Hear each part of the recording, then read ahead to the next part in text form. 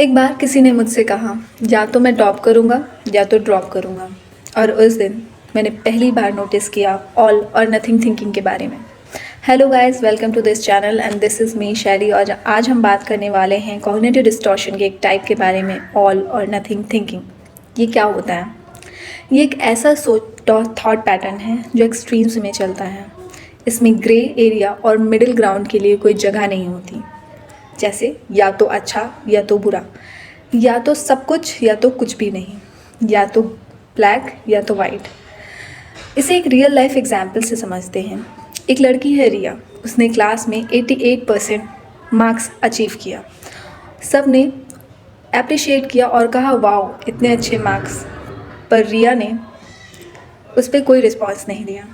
रिया पूरे दिन अपसेट थी। उसने ना सेलिब्रेट किया और ना ही खुद को अप्रिशिएट किया, क्योंकि उसका माइंड कह रहा था कि तुमने 90% टारगेट किया था और तुम सिर्फ 80। अब रिया का दिमाग ये कह रहा है कि तुमने सिर्फ 88% अचीव किया है, तुम्हारा टारगेट था 90% और इसलिए तुम फेलियर हो। ये सोच हमसे हमारा क्या चुरा रही होती है?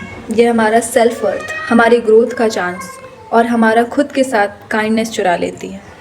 हर अचीवमेंट इनसिग्निफिकेंट लगता है और हर मिस्टेक हमारी आइडेंटिटी बन जाती है। All or nothing thinking extremes में चलती है। ये हमारा प्रोग्रेस नहीं देखती, ये हमारा रिजल्ट। इस तरह की थिंकिंग से सिर्फ आपके लाइफ का एक एस्पेक्ट नहीं अफेक्ट होता है, ये आपकी पूरी लाइफ के एस्पेक्ट को अफेक्ट करती है। जैसे रिलेशनशिप, अगर किसी ने रिप्लाई नहीं दिया तो ये सोचना कि वो मुझे इग्नोर कर रहा है, मतलब उससे कोई फ़र्क ही नहीं पड़ता। एक रिस्पॉन्स का डिले होना आपके पूरे रिश्ते को ख़राब कर सकता है।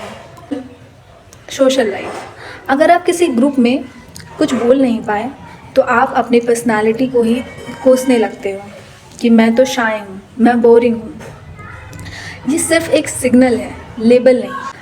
अगर टू डू लिस्ट आज आपने कंप्लीट नहीं किया, आपने सिर्फ 80% ही अपनी टू डू लिस्ट का कंप्लीट किया, तो ये सोचना कि आप प्रोग्रेस ही नहीं कर रहे हैं, आज आपने कुछ भी प्रोडक्टिव नहीं किया। खुद को ब्लेम करना और ये देखना ही नहीं कि मैंने जितना किया वो भी तो प्रोग्रेस है।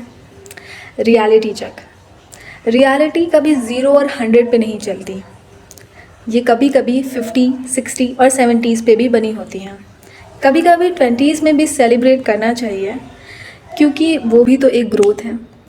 ग्रोथ एक स्पेक्ट्रम की तरह है। रियल लाइफ मेसी, इम्परफेक्ट और इवॉल्विंग होती है। ये कभी भी एक्सट्रीम्स में नहीं चलती, रियल लाइफ बैलेंस में चलती है।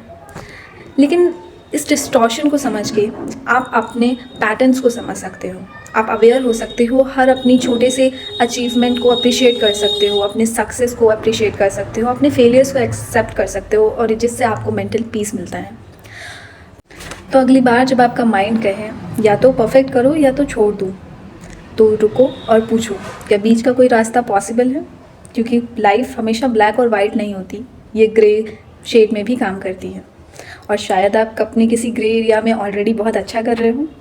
कमेंट कीजिए और हमें बताइए आप कौन से ऑल और नथिंग थिंकिंग को फील करते हैं सबसे ज़्यादा। Thank you so much.